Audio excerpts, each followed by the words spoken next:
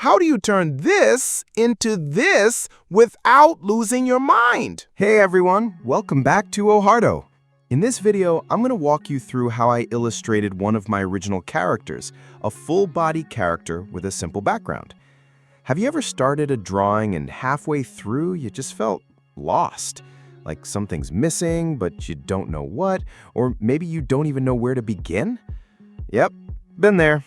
That's why I want to share the exact process I followed for this illustration, step by step. I've broken it down into 5 main stages: sketching the basic scene, cleaning up the sketch and adding structure, laying in lighting and base values, adding color and early rendering, and final rendering and the last little touches. Stage 1, the sketch. In this stage, focus on just 2 things: composition and basic shapes. When you're designing, it's helpful to break things down into categories: composition, values, color, shape design, structure, but don't try to handle all of them at once. If you're sketching line work, just focus on the layout and forms. Don't worry about color or lighting yet. That'll come later. Once the rough sketch is done, it's time to clean things up. Sharpen those lines, define your shapes better, fix the perspective, and start adding in some early details. Honestly, this is one of the most important steps for me, because if your foundation is shaky, the final result will suffer, or at the very least, getting there will be a struggle. So take your time in the early stages. It'll save you a lot of pain later. As for the sketching and refining phase, technically in this video I treat them as one combined step. But the reason I broke the process into 5 stages earlier is because I wanted to show how important that early foundation is. For example, this whole illustration took me about 4 hours, and I spent almost 2 full hours just working on the base sketch. Yeah, I know that part can feel kinda boring, but trust me, hang in there. Your future self and your finished art will thank you for it. Stage 2, blocking in silhouettes and values. To make things easier to manage, I started by blocking in the character's silhouette using the lasso tool. Then I painted the details right on top of that with a layer mask. This helps separate the main character from the background and foreground, which makes rendering later much smoother. Next, I added super simple background and foreground shapes just to establish the composition. At this point, we're also figuring out the basic values across the piece. When you're working on values, try to place the strongest contrast right where you want the main focus to be, the area that should grab the viewer's attention first. And here's something you really shouldn't forget. Keep checking your original value plan as you go. It's super easy to drift away from it without noticing, especially once you get deep into rendering. Think of your values like a map. They guide you through the image and show you the path forward. If you lose that map, well, let's just say you might end up in the middle of nowhere with a very confused painting. That's why this stage matters so much.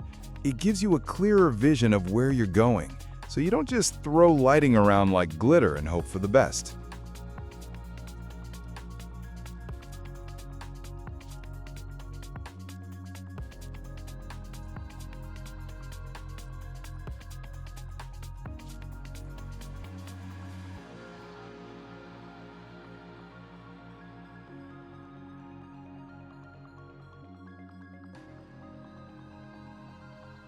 Stage 3, colors and light. Now it's time for color. I used layers like color dodge, overlay, multiply, and color balance to get the overall feel of the scene. But keep in mind, this isn't about perfect rendering yet.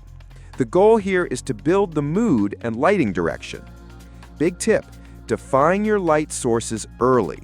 In this piece, we've got a strong backlight from the mountain peak, a glow from the character's eyes, and some soft bounce light from the cloudy sky. Knowing that from the start really helps guide the whole process. This is the stage where you're totally allowed to make mistakes. Test stuff out, mess around, tweak things. Seriously, don't worry about messing up the final piece. Try out different color balance layers. Play with wild color combos. See what happens. Because honestly, that's how you grow as an artist. Every new attempt teaches you something. Every oops adds to the toolbox you'll bring into your next illustration. Just remember, it helps a lot to have a clear goal or vision for your piece. It's fine to explore, but if you try everything completely at random, you might lose direction. So experiment, but with purpose.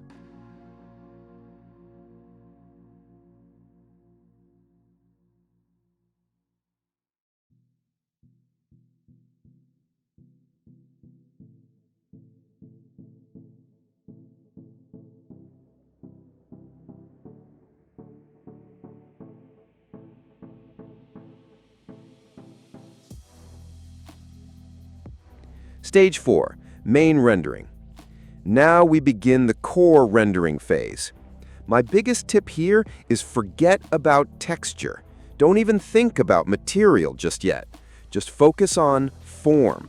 Here's why. Let's say you're painting a stone sphere. What's more important, the fact that it's made of stone or that it's shaped like a sphere? For me, it's the sphere. If you can render the form clearly, you can always go back and add surface texture later. So yeah, form first, always.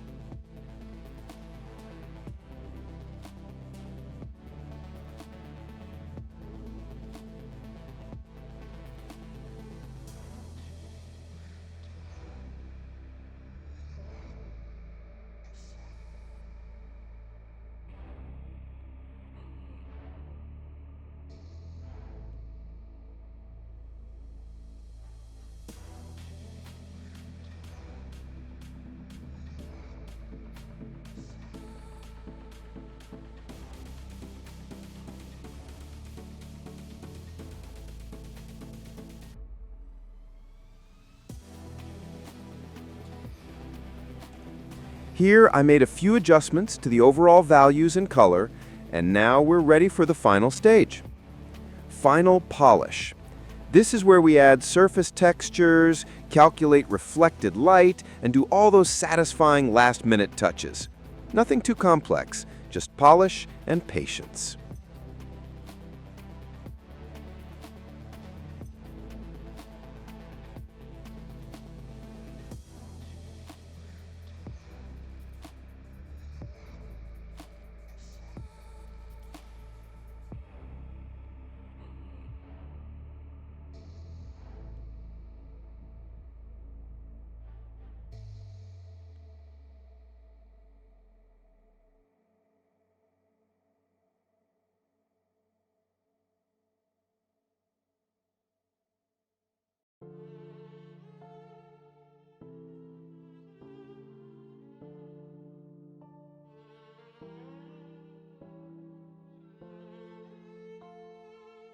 And here's the final result. I don't know about you, but I'm pretty happy with how it turned out. Thanks so much for sticking around till the end. I'll be uploading the full time-lapse of this illustration very soon, so stay tuned. And if you have any questions or feedback, drop a comment below. I'd love to hear what you think. See you in the next video. Take care.